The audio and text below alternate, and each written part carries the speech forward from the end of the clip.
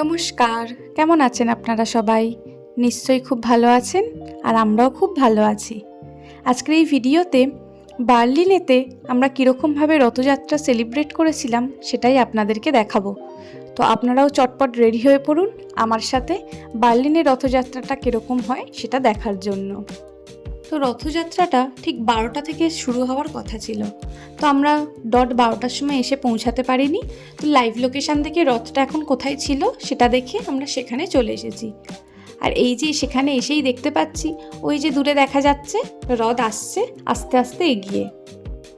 ISKCON থেকে এই রথযাত্রার অনুষ্ঠানটা আয়োজিত করা হয়েছিল। ইন্ডিয়াতে রথটা যে মাসে ছিল ঠিক তার 1 মাস আগেই বার্লিনে সেটা সেলিব্রেট করা শুরু হয়ে গিয়েছিল। আর আজকে সকাল থেকে বার্লিনে টেম্পারেচারটা এত বেশি ছিল, ওই 30 ডিগ্রিরও বেশি ছিল, তো গরমটা অনেকটা পড়েছিল। তো ভেবেছিলাম এত লোক হয়তো হবে না, কিন্তু ওখানেতে গিয়ে তো আমি অবাকই হয়ে গেছিলাম। চারিদিকে এত মানুষ, এত ভিড় হয়েছে, একবারের জন্য মনে হয়নি যে আমি ইউরোপে আছি। মনে হয়েছিল ইন্ডিয়ারই কোনো রথযাত্রায় আমি সামিল হয়েছি। আর রথটাকে দেখুন কি সুন্দর করেই সাজানো হয়েছিল, খুব সুন্দর লাগছিল রথটাকে দেখতে। আসলে রথটা একটা নির্দিষ্ট জায়গা থেকে এসে একটা নির্দিষ্ট জায়গাতেই আনা হচ্ছিল, তারপরেই সেখান থেকে ঘুরিয়ে নিয়ে আবার আগে যে জায়গা ছিল সেখানেতেই রথটাকে আবার দাঁড় করিয়ে দেওয়া হবে।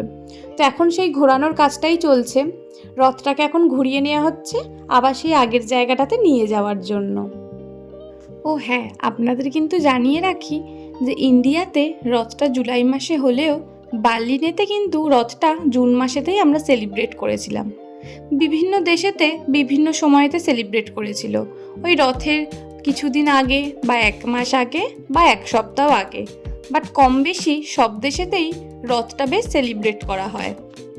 আর এই সমস্ত অনুষ্ঠানগুলো বেশিরভাগই উইকেন্ডে হয়।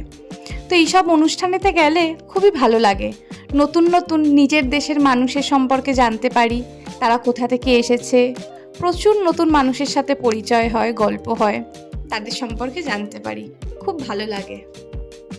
এই দেশেতে যখন কোনো ইন্ডিয়ান ফেস্টিভ্যালগুলোকে আমরা সেলিব্রেট করি তখন নিজের দেশের মানুষজনকে তো চারিপাশে দেখতেই পাই, এই দেশের মানুষজনকেও প্রচুর পরিমাণে দেখতে পাই।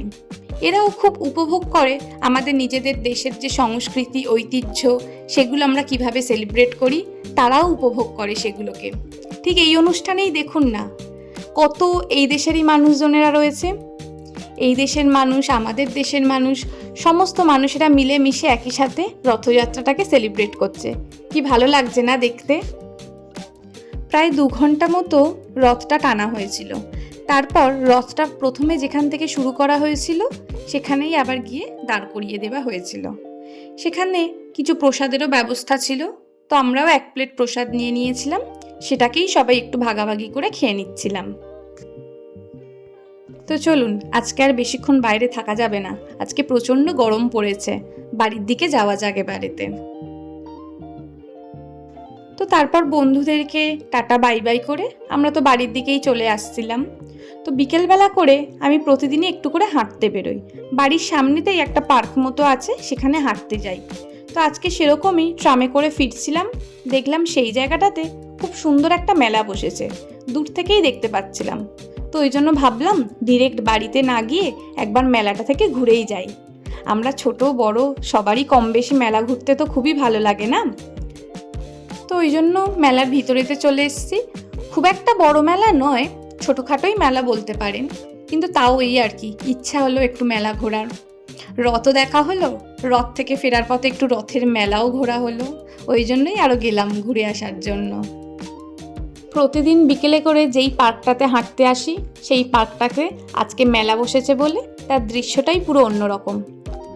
যাই হোক, চারিদিকেতে এত খাবারের দোকান রয়েছে, নিজেরও কিছু একটু খেতে ইচ্ছা করছে, তো আমিও একটু কিনে নিয়েছিলাম খাবার, সেটার এখানে খাইনি, নিয়ে নিয়েছি বাড়িতে গিয়ে খাবো বলে। তো আজকের ভিডিওটা তাহলে এই পর্যন্তই থাকলো, আমিও বাড়ির দিকে ফিরি বাড়িতে। কেমন রথ হয় সেটা তো আপনাদের দেখালাম, যদি ভালো লাগে ভিডিওটা একটা লাইক করে দেবেন।